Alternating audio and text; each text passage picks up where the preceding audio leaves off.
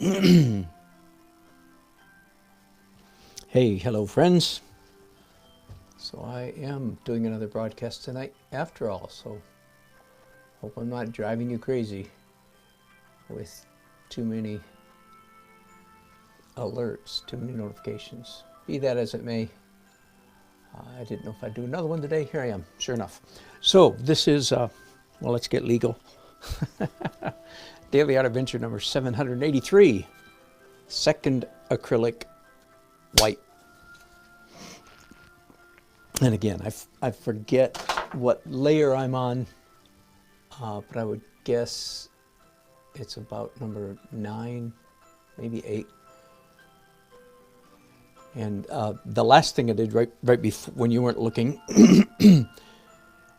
I did colored glaze. Blue, green, or yellow, orange, blue, green, and orange, and then blue and purple. So glazes, broad glazes with a 3-inch wide brush. And that provided the perfect setup for coming in here then and doing my second application of white. This will almost certainly be the last layer of acrylics, although it's not guaranteed, but it's likely. It's likely. I always finish the acrylic phase, the acrylic stages, with white, and then move on to oil. So if this is not the last layer of acrylic, then there will be at least 2 more layers. Do you understand? If this layer of white is not the last one, which means I would do some kind of color somewhere on this. And if I do that, then I would do white again, almost always, before I go to oil.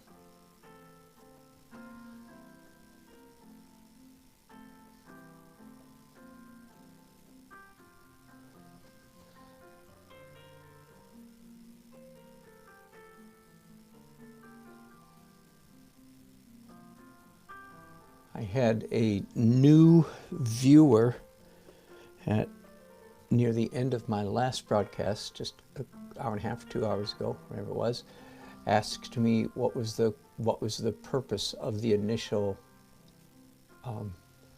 abstract. So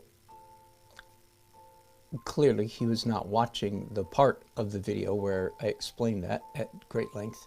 I explain that pretty often because I do understand that perhaps of all the crazy things I do, well, I'll just say that's at least one of them. Of all the crazy things I do, that's one of them. And it may be the craziest, I don't know. So it requires a lot of explanation because it's very counterintuitive for most people.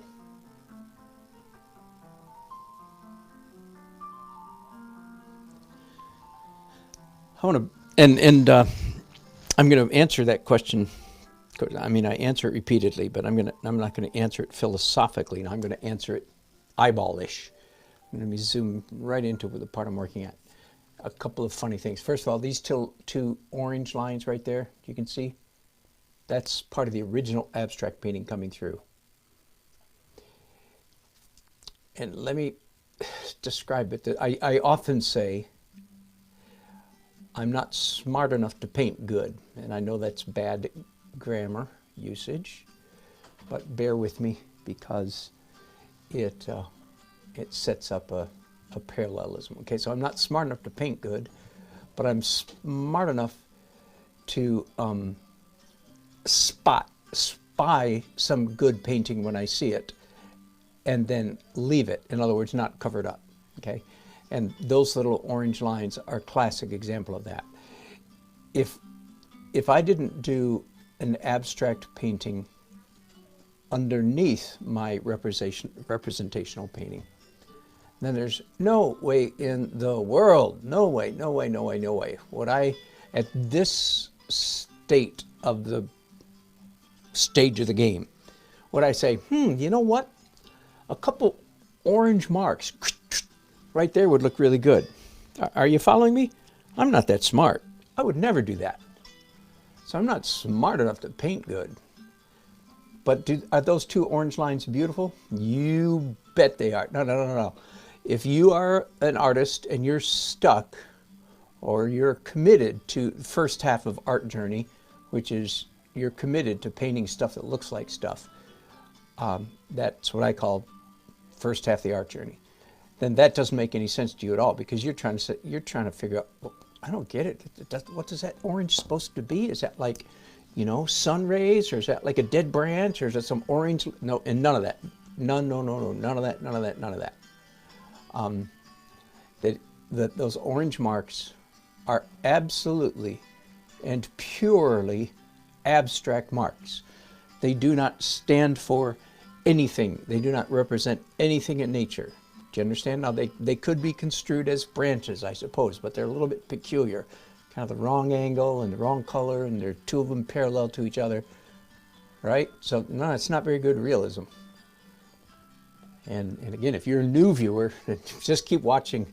I give this rant on at least a weekly basis, probably more than that.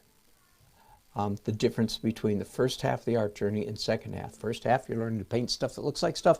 Second half, you're painting stuff that looks like paint. And so I'm squarely and firmly committed to to second half painting. Okay, but I'm sorry, I went off camera for a second there, didn't I? Sorry about that. Also, see all this big red blob right here? All of that red? What's that supposed to be, Mr. Nelson? Forgive the mocking tone, or don't forgive it, whichever the case may be. What's that supposed to be? Is that a red tree? Is it fall? Are there red leaves up there? It's nasty. Nasty of me. No, no, it doesn't represent anything. In fact, well, it does. What does it represent? It represents redness. It represents redness. It represents the color red. It represents, open your eyes and let me tickle your retina. That's what it represents. Okay? A tickle of the retina. That's a good description.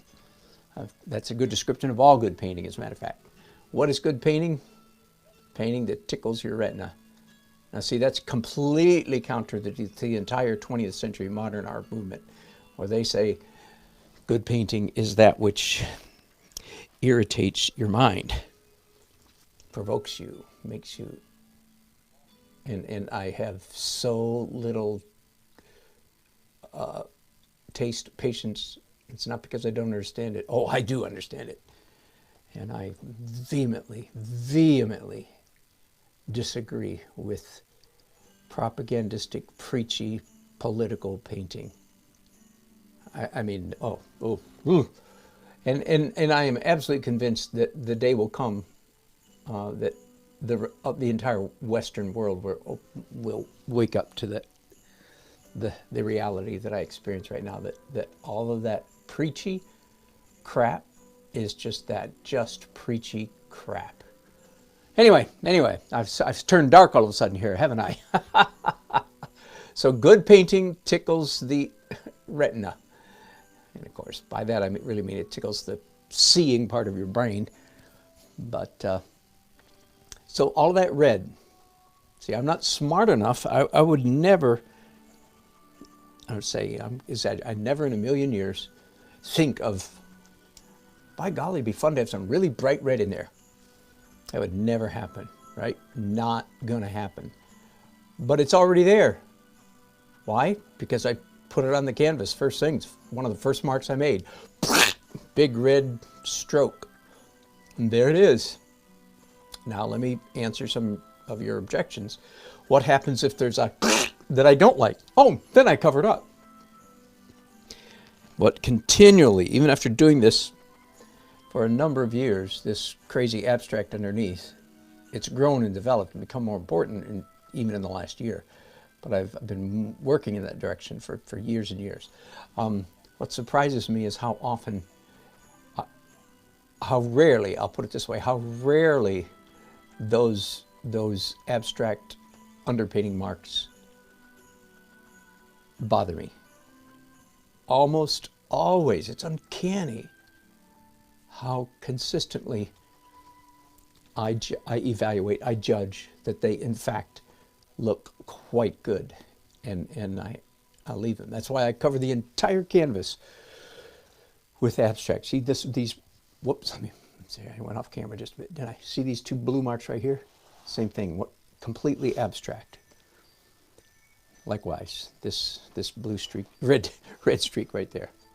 All right, let me just shut up and paint. So this is my second application of white, probably my last. As I said, I'll probably go to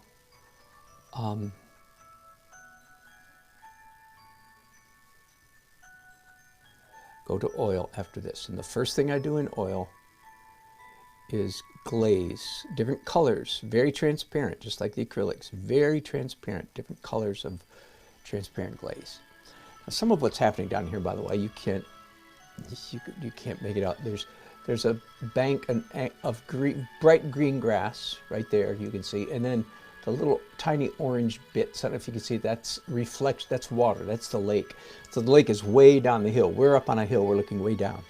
So I am trying to capture that. I'm doing this painting for Buddy, who lives in this house, and I want it to be quite representational, quite accurate to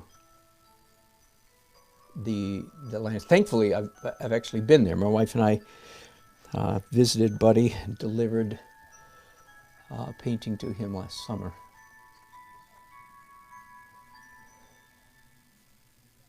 So all of that, this is water.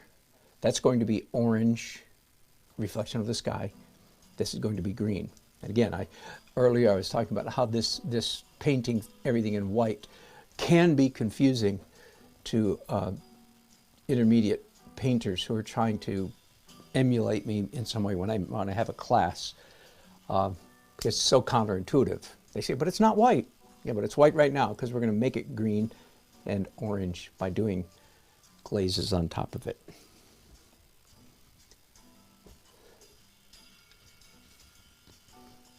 Now, I'm going to do, again, something slightly unusual.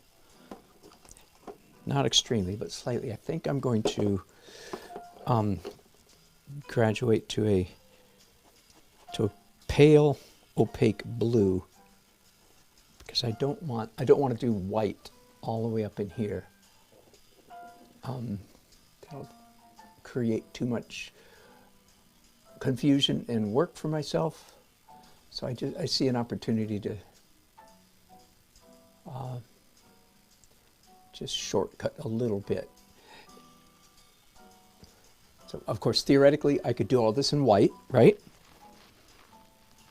And then do a transparent blue glaze on top of it. I could do that, and often I do. But once in a while, I cheat my own system. I invented the system so I can cheat it. So can you.